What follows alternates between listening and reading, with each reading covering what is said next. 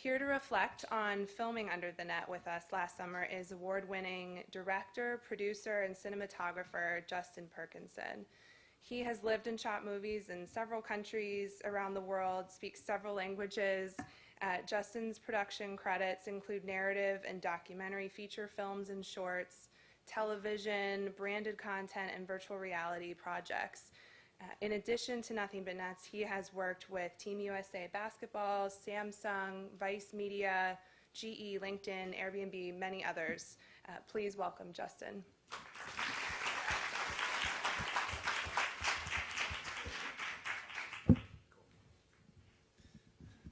Hi, good morning. As Rachel said, I'm Justin Perkinson. I directed Under the Net. I'm very honored and excited and privileged to be here today to speak with you all. Making this film and working with this amazing team and this great organization has been one of the sheer pleasures and honors of my life. As Rachel said, I've been doing a lot of directing for a while now, I guess maybe around 10 years, and have been trying to be creative my whole life, and this film is by far the most special thing that I've been able to work with and work on. It's really touched my heart, and it has a lot of potential for impact. I don't think I need to tell you all that. When I first started this, you know, the part of any project is research and planning, and I thought I knew about malaria and the gravity of it, but I really didn't get a full sense of it until I got deeper into the project, and really until I got feet on the ground in Nyarugusu refugee camp. It's one of those things where you really can't experience the full gravity of something like malaria and the effects of it for the refugees there until you're there, until now, when we have virtual reality and we can put people in headsets and they can be virtually transported to these places. When we first showed up, some of the deeper impressions that I had were, of course, the challenging conditions of the place. I mean, UNHCR and the UN has done amazing things for these refugees who've already encountered a lot of challenges before they even get to this place, before they face another grave challenge and potential death, which is by malaria. The conditions are as good as they could be there, but you know, people are still in emergency situations. It's challenging, particularly when they first get there. They're in large tents, and they're living amongst a lot of their fellow refugees. They're sleeping in mats on the ground. There's stagnant water where mosquitoes can grow and pass on. And so if I'm in a tent and I have malaria, I get bit by a mosquito and it just passes down the row, right? So it has real potential to infect a lot of folks. And it did, and it does. And when we were there, we had conceived of this idea of having a child be our voice for the story, because we thought that that would be what people could connect with most. And the first step that we did was to try to find this really empowering voice that we could use for our film, leverage for our film. And we saw a bunch of different children, and they were all very special in their own ways. But none of them felt like the magic that we needed to carry the movie. And our very last person that we were able to find was this 11-year-old girl named Amisa that Rachel had mentioned earlier. And she was just magical, and her family was really special. And if you've seen the film, you've seen the context of she had just had malaria 2 months ago. Her 2 younger sisters were exhibiting symptoms. They're living in these challenging situations. And what was most striking after that initial shock of seeing the challenging context and circumstance in which they live was the smiles on their faces and the resilience and the hope and the enthusiasm, the excitement and the welcome that they had for us there, and how excited they were to be a team together and work and share their story. And that, I think, is where you guys come in when you're sharing our film, and I say our as in all of our film here, because they have a really powerful story, and there's just one family that we really highlight in the movie, but they're but one family amongst tens of thousands of others that are faced with malaria. And I'm excited to be able to use this film to have real impact. That's why I started these remarks with saying how honored I am to be a part of this experience. And I kind of want this to be a pump-up speech for you all, because I've heard that many of you tomorrow are going to be going to Capitol Hill and are going to be using this film to drive impact and to really try to convince others that we need more funding for this, that this is a really important thing. And also, it's kind of a no-brainer for me. For $10, you have this solution that is totally sustainable. So these mosquitoes, I don't know if I am preaching to the choir. I'm not sure if you know all the specifics of it, but these mosquitoes, they bite at night, right? So you've got these kids and these mothers and these families that are sleeping under these nets now, and they're not getting malaria. It's like pretty simple, and it's $10. Imagine the cost savings that has and the lives saved. So I think there's real powerful impact that this film can have, and that each of you individually can do, sharing our collective efforts to go out and make a difference. And like I said, I just want to echo my gratitude to everyone that's invited me to be able to participate here. So thank you, and good luck tomorrow.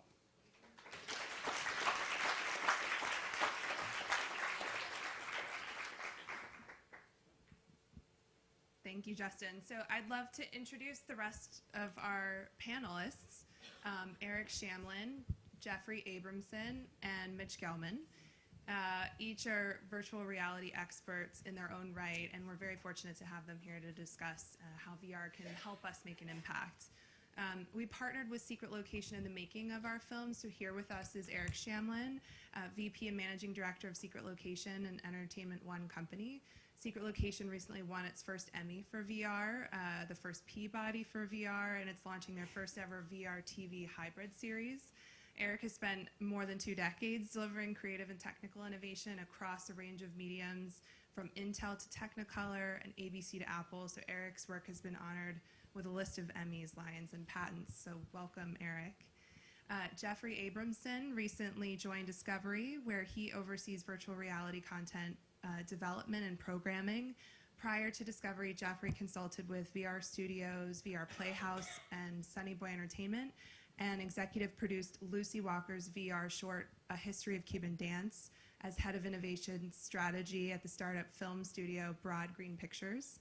And previously, he developed multi-platform content marketing programs for Fortune 500 companies, including Acura, American Express, Cadillac, Canon, Delta Airlines, and Starbucks, both as a consultant and a co-president of the head of film at GenArt. And he began his career at Miramax. So welcome, Jeffrey.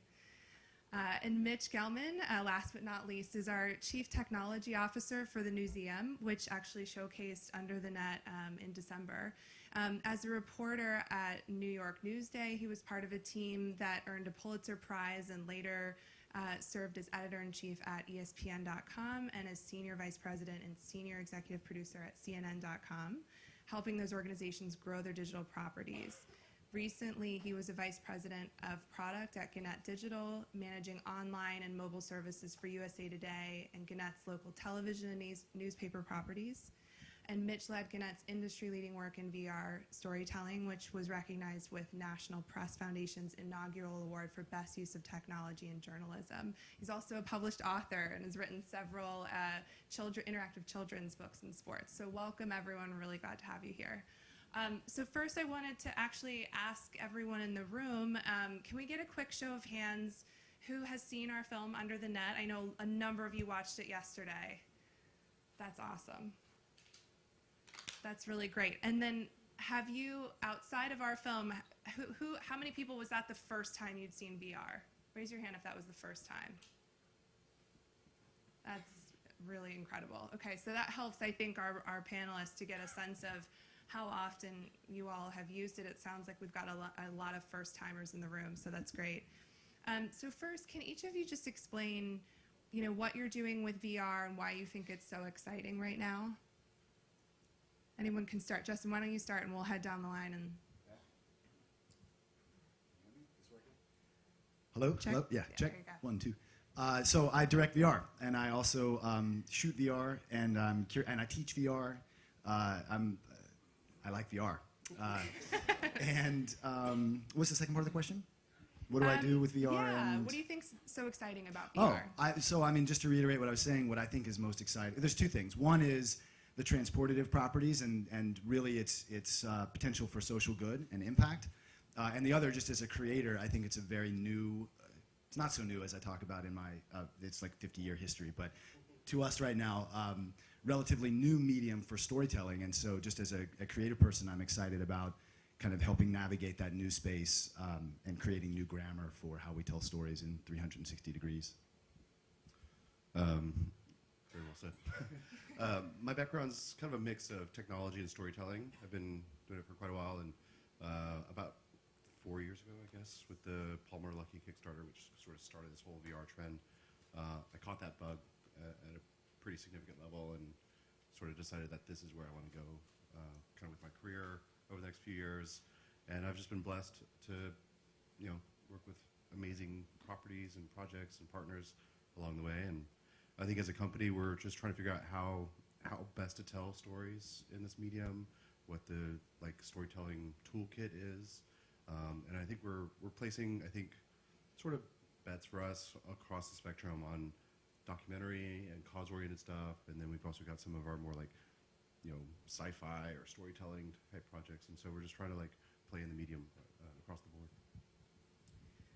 I feel like my first VR experience it was a very spiritual experience. It was about 2 years ago at Sundance, and I recognized that this medium is just the next step in the human need to share stories vicariously with one another, to truly try to step inside and understand other people's point of views, or to help guide us in how we live our lives. And we've been creating different technologies and means to do that since the beginning of our recorded history. So this is just, movies and cinema have been one of the most compelling ways to share stories up until this medium, and this is just next level.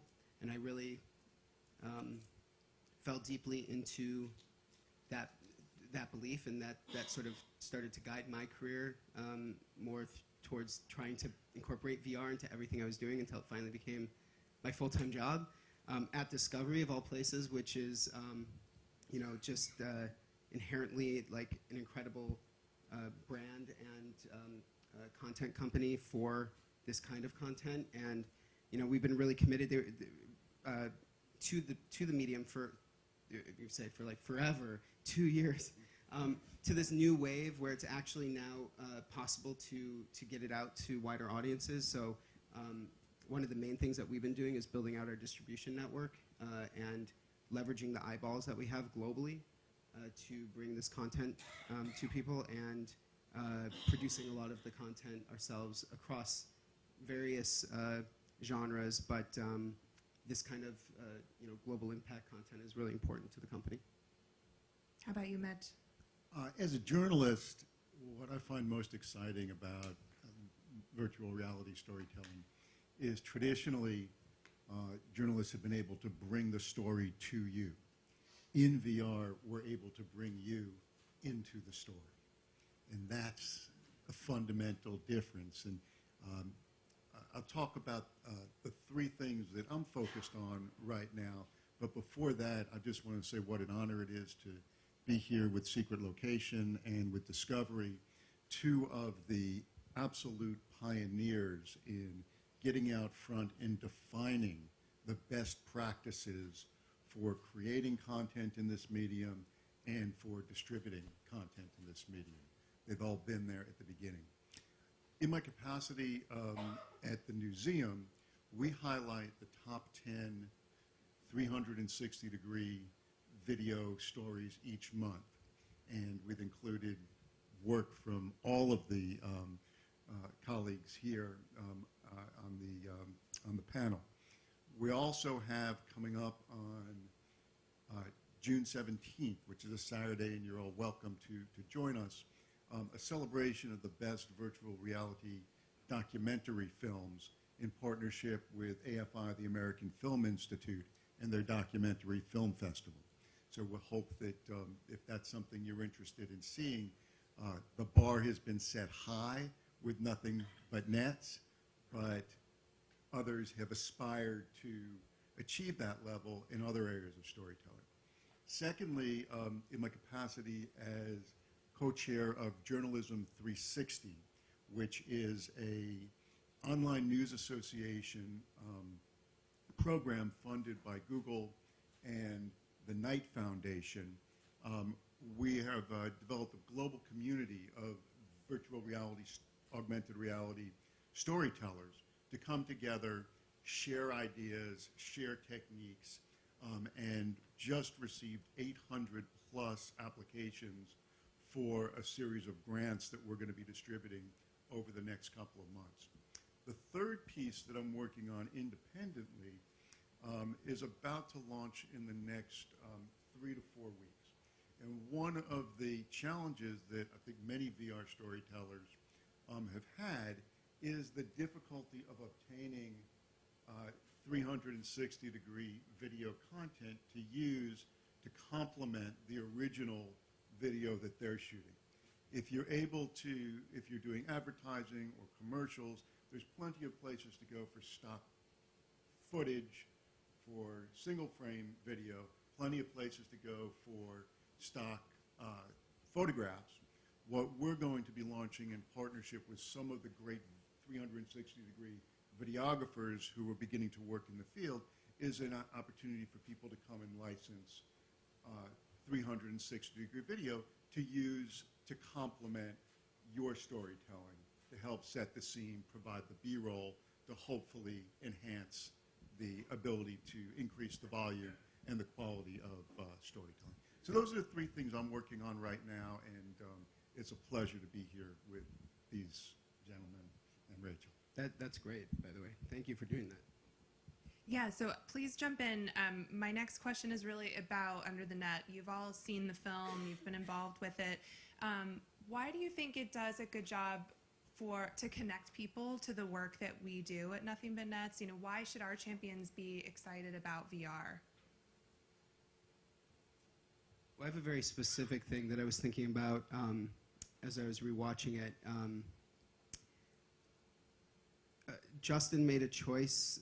So when you're shooting in VR, you have to really think about the viewer like in no other medium, because the camera is ahead.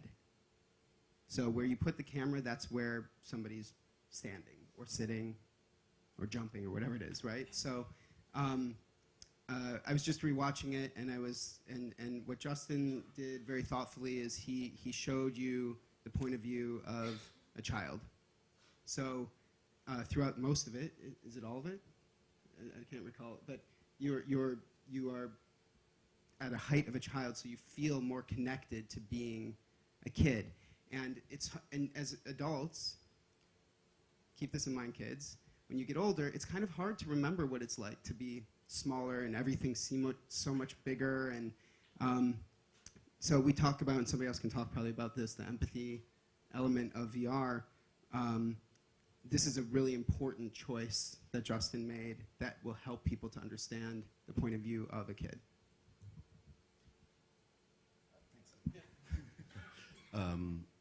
For me, I think it's the teleportational sort of aspect of VR, in that I think we've gotten very used to sort of static, sort of rectangular images, and while they're still massively powerful, I'm a big fan and creator of film and TV.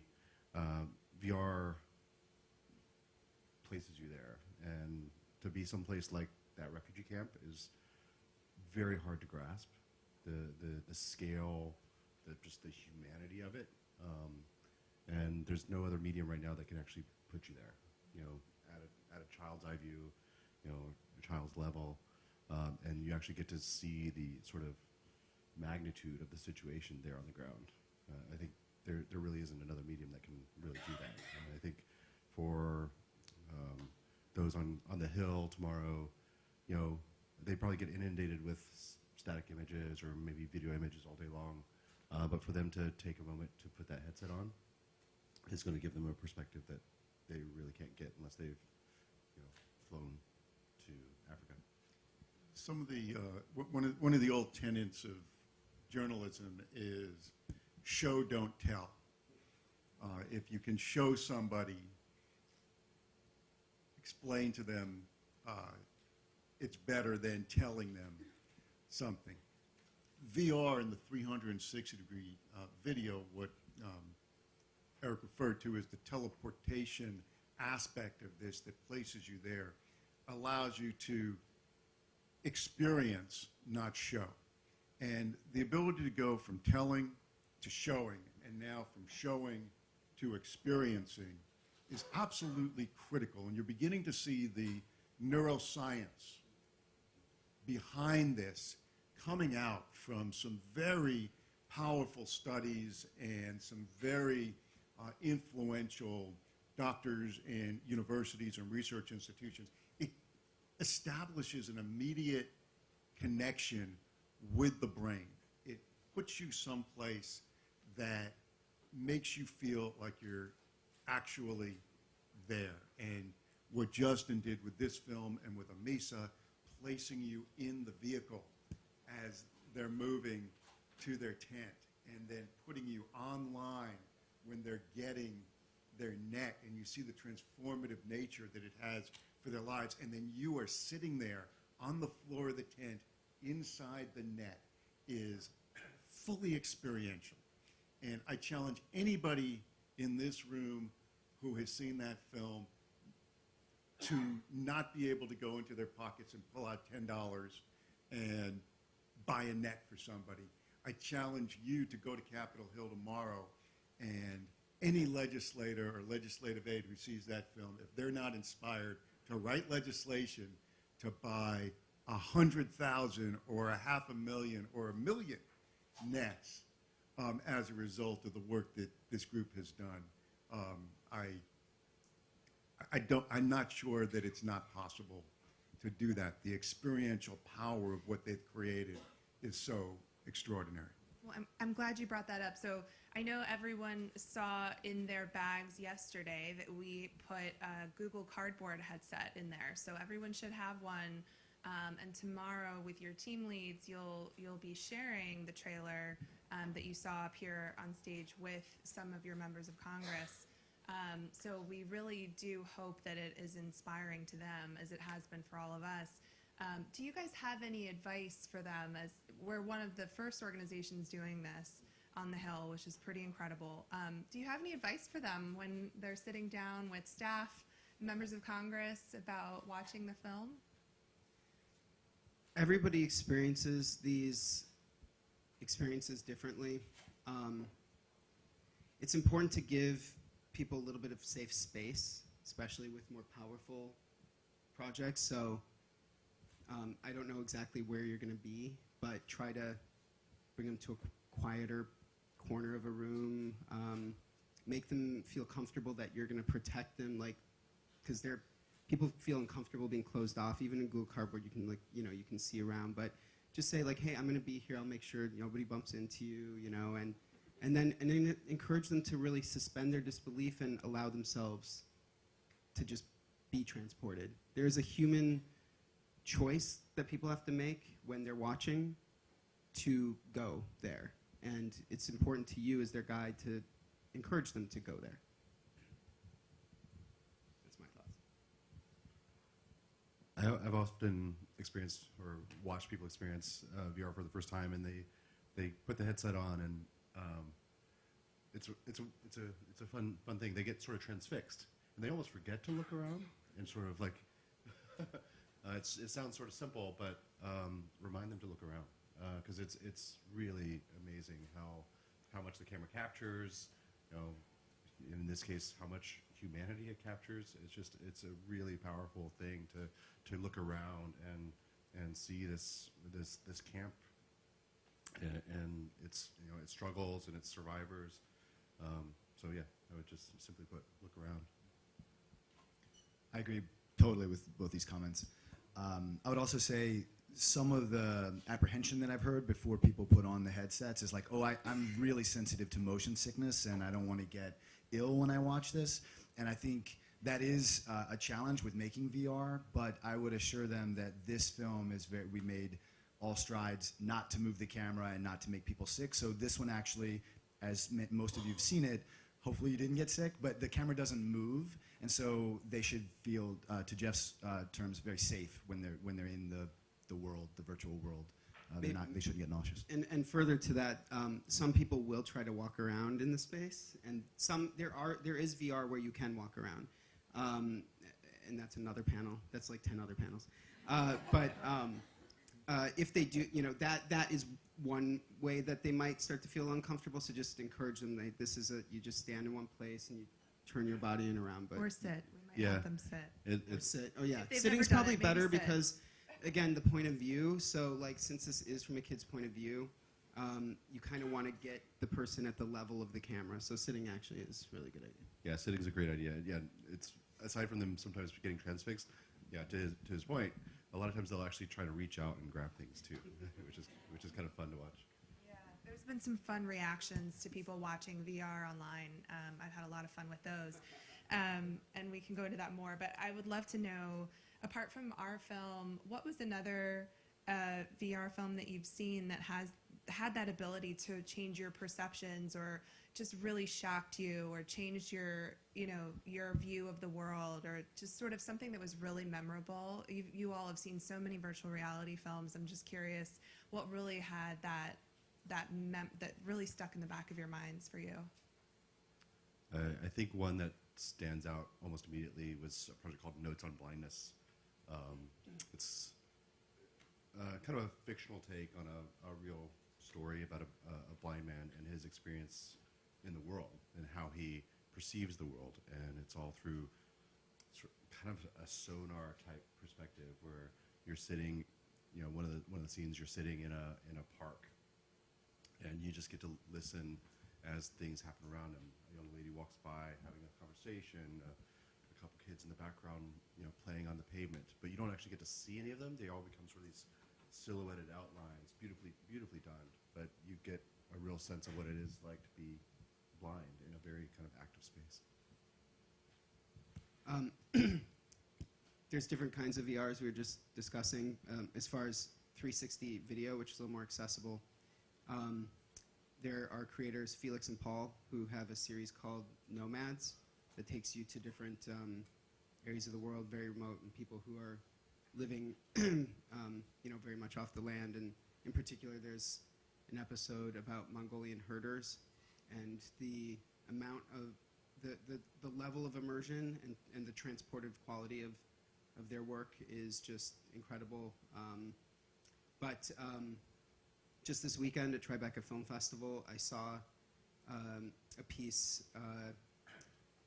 that goes back to, and I can't remember the location, but one of the concentration camps from the Holocaust with a survivor, and uses some very advanced technologies in able to recreate the space and allow you to walk through the concentration camp, and that's all I can say, actually.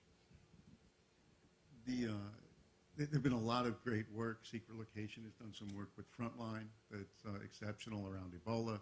Discovery has done some great stories. Others have contributed. But to this point, most of the film has been, as Jeffrey said, immersion.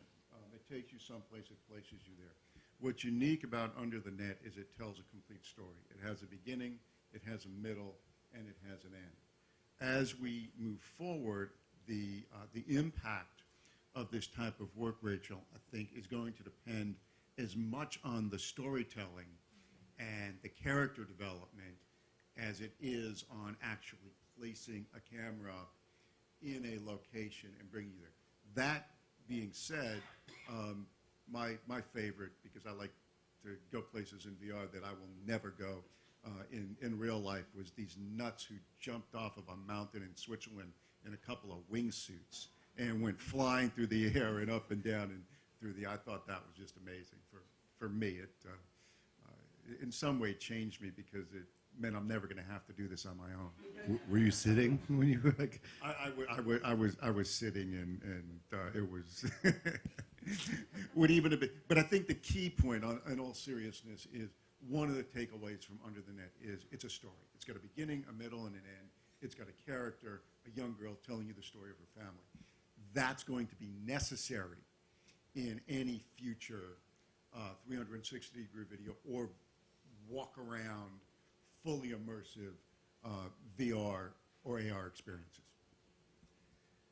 They've already listed some of my favorites. I'll reiterate, Notes on Blindness is amazing.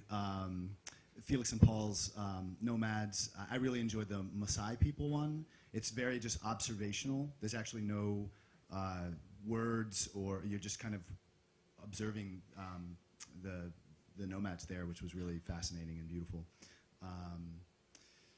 Adding to the list, so The Displaced is another really interesting film by the New York Times that I think in this room would probably go really well. It follows 3 children from 3 different war-stricken areas. I think South Sudan, Syria, and Ukraine. And you get to meet them and kind of where they are now and what they're doing and how they're surviving. And I thought that was a really great 360 video experience. For the kids in the room, on the more light side and fun, there's called Invasion, which I think is pretty cute and cool, about these Martians that come down and they want to attack planet Earth, but they're foiled by a little bunny. That's quite cute. For the sports enthusiasts, I really enjoyed Follow My Lead. I'm not sure if you guys have seen that, but it's a 2-part documentary about the NBA Finals, and you're following LeBron James's lead as you go through that. That's pretty cool too. All 3D, and it was well done. If I could just count one thing that Mitch said, I think story is really important, but something to just realize about VR is that, and it kind of goes to any medium, but it's really important in VR, is that people come with their own feelings and understandings, and you have to sort of embrace and recognize that. So part of why these experiences that don't necessarily have story can still work really powerfully is because individual people come with your own experience and understandings of the human experience. So sometimes you just plop somebody into an experience, just like you might walk into a room for the first time and you get the lay of the land and you look at people and you're trying to make sense of your surroundings. Well, that's what also works in VR.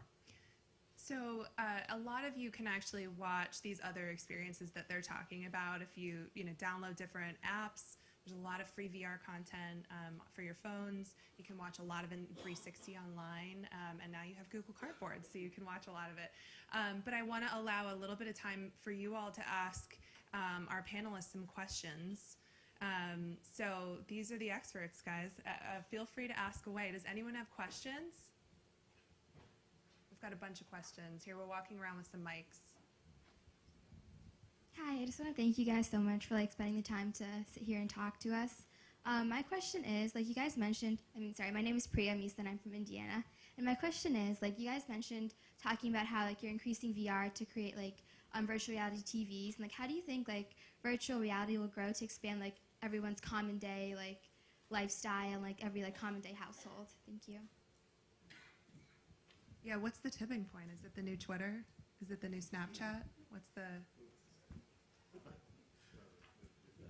Sure. Well, okay. So what we've really embraced is that the sort of entry level VR is 360 video, and it's what this piece is. I personally believe that live action documentary style VR is one of the most powerful mediums.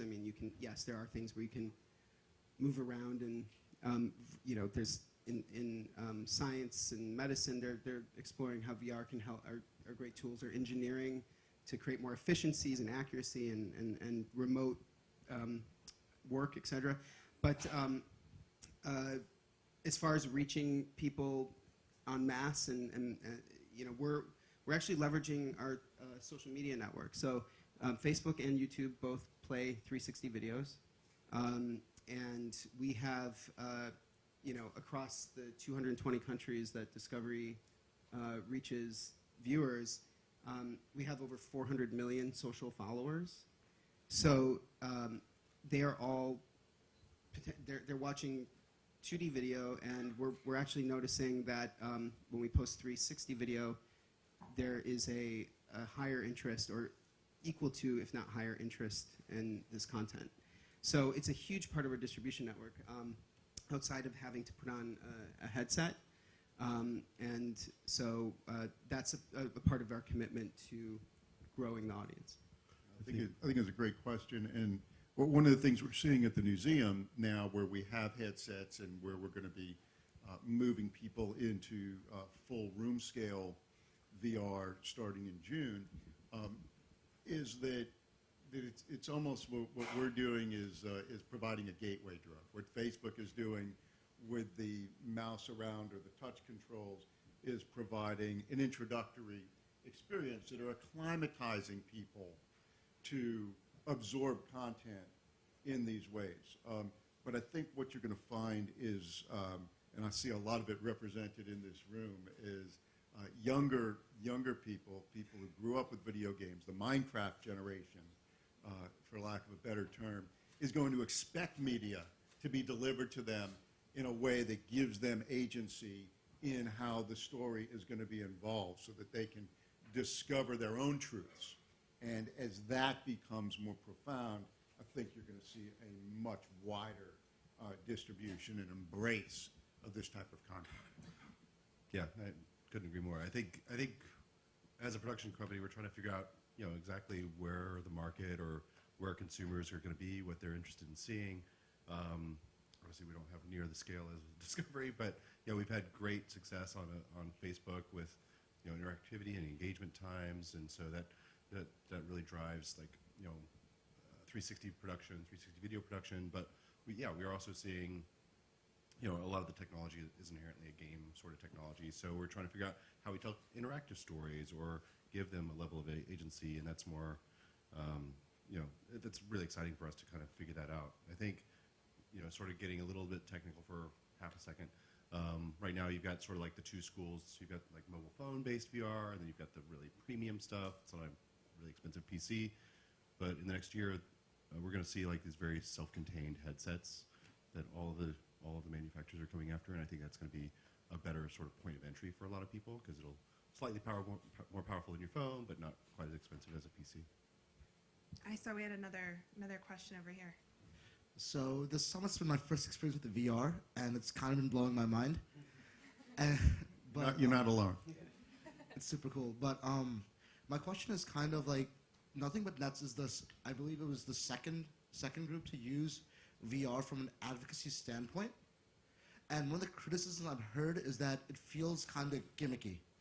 And like by that I mean it doesn't, not me, but from what I've heard, some of the people I've talked to has been like, oh, it doesn't seem to add much more than a film. So I guess my question is just, what's your response to that idea that it feels gimmicky?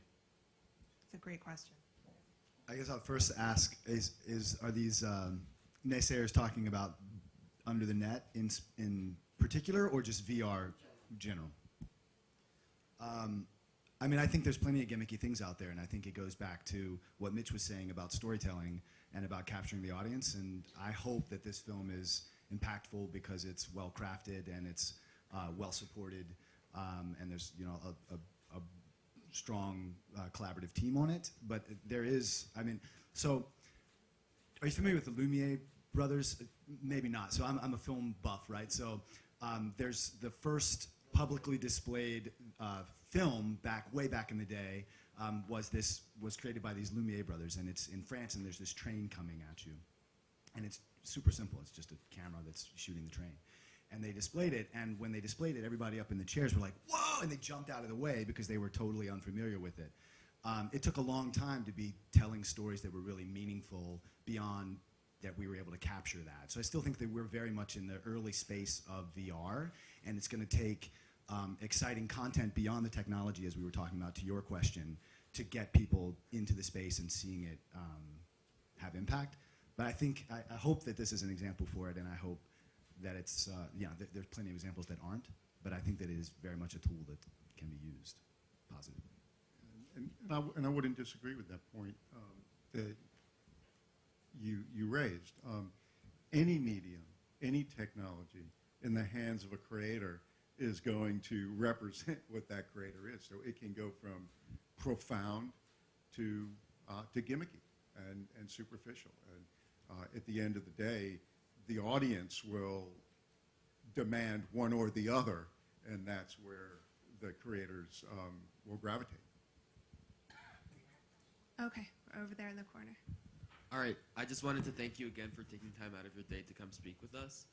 So my question is, obviously with VR, it's a much more immersive experience than film is, but on the other hand, such as with Under the Net, one of the comments that one of my friends was that after being transported to this refugee camp for a full 9 minutes, you could safely in the comfort of your home at any time just disconnect, and all of a sudden you're back in your lifestyle here. Do you think that VR, while it does bring this immersive experience, also brings this mindset that you can be profoundly disconnected from a lot of the content that is portrayed within the films?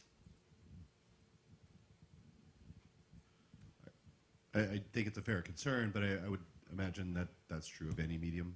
And I think at the end of the day, are they impacted to the level that they are willing to donate the $10 or tell their friends about it? I mean, I think that for us is a big part of it, is spreading the word, because for a lot of people it is a mind-blowing experience, and will they then spread the word, and you get that sort of organic sort of sharing, I think is a big part of it to us. But whether somebody's going to sort of tune out afterwards, I think that's the goal of us as creators to make sure they don't. And I often look at traditional media for, a comparative example. I don't see how that's any different than somebody, closing a novel and setting it down, so that they can go have dinner before coming back and picking the book back up again. But I think that, one of the key differences actually, like with, especially if you're inside of a headset, it's non-distracted viewing. So like people are really present. So when you come out, oftentimes people, I know a few people and myself, so I can't say everyone, but I feel like this is common. There is a reestablishment of your actual physical place that you're in. So that moment of moving back to your actual physical reality is powerful and sits with you, and you realize that you're thinking more about it. And there's some, I think it was Stanford, I'm not sure, but some of the studies that Mitch was talking about before that, and again, I don't have the reference here, but I read an article like over a year ago, that there's a sense memory that is left with you that is imprinted on your brain differently, more like a real memory than movies or television. And that will also probably carry with you in the work, your motivation to do something. Yeah, that's sort of my, I think, follow-up to his question. I know Stanford has an empathy lab that they're actually studying some of the behavioral and emotional effects of watching and viewing VR, experiencing it in an immersive way. So I would definitely encourage you to check that out too. I know there's constant studies going on all the time, and I think we're still in the infancy of VR, so there's still a lot to be learned from what can come from that. Yeah, looks like we have another question over here if we have time. Oh wait, sorry, you've got a mic, and then we'll go to you. Hello, I'm CJ. Hi, CJ. From Oklahoma, and I have a question for Jeffrey about Discovery. What other partners are you all working with to kind of do co-production for VR? It's a very good question. We do most of our content in-house. We have an in-house creative team. We do work with partners, both brands and external creators that are looking to create scale for and visibility for their work. But most of the development of our original content is done in-house, but I'd be happy to talk to you afterwards more about it. I think there was one other question over here if we have time. Sorry, okay. I have the mic. Hi, my name is Eileen. I'm from Pennsylvania, and rather than a question, actually, I have a different opinion than that expressed by a couple of the people here. And about my opinion is that media, whether it be film, TV, special effects, everything in that industry, I think has desensitized people to reality of life and death. I mean, we can watch an actor die 8,000 times because they're in a new movie every other month. So I think we've become very desensitized as a society to that. So having traveled to developing countries on mission trips and being immersed in that and coming home from that, when I put on the VR headsets yesterday for the first time, I felt like I was transported there, exactly what it's supposed to do. And it put me into that, and you don't have that desensitization because it is so immersive that I felt like I was back there, which is exactly what it's meant to do. So I think for a lot of people, that is going to be a different experience than, those saying, well, yeah, I can just step back out of it.